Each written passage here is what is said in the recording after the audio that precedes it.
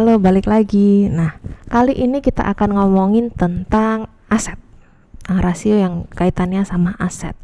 Tapi di sini kita akan ngomongin tentang asset turnover ratio atau rasio perputaran aset.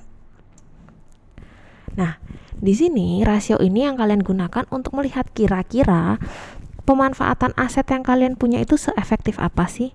Karena kan aset yang kalian punya itu tidak hanya didiamkan mengendap, tapi akan digunakan untuk kegiatan juga. Nah, aset turnover ini digunakan untuk lihat kira-kira kalian penggunaan asetnya seperti apa, apakah efektif atau tidak. Nah, aset turnover ini biasa dikenal juga sebagai total asset turnover atau biasa disingkat sebagai TATO, TATO. Dimana kalau untuk aset turnover ini bentuknya adalah desimal, bukan persentase. Karena kita adalah perputaran.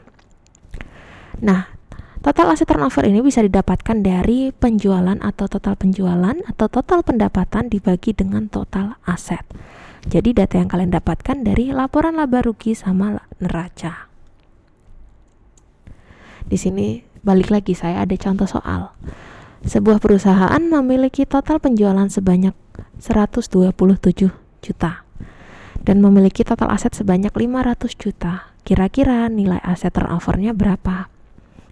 Nah, tinggal kita masukkan, berarti 127 juta atau total pendapatan kita dibagi dengan total aset kita sebanyak 500 juta.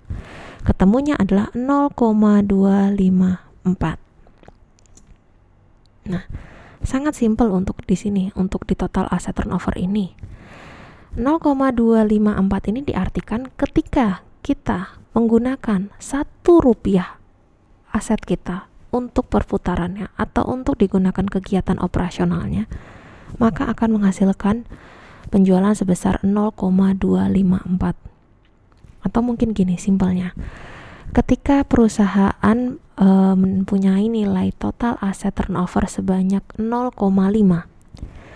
Nah, 0,5 ini terus kita menggunakan aset kita sebanyak 1 juta. Artinya dari 1 juta itu akan menghasilkan 1 juta aset yang digunakan akan menghasilkan 500.000 penjualan. Jadi asetnya berapa, itu digunakan atau menghasilkan penjualannya berapa.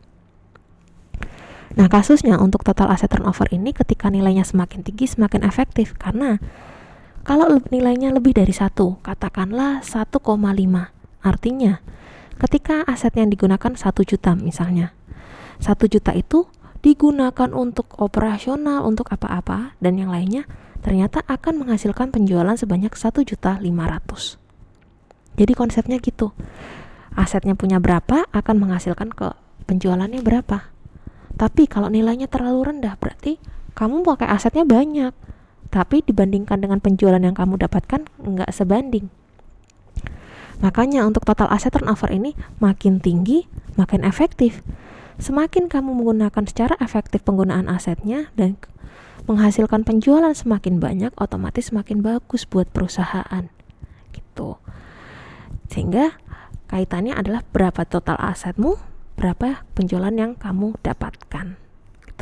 Oke, sampai di sini untuk rasio total asset turnover. Selanjutnya kita akan masuk ke rasio selanjutnya. Terima kasih.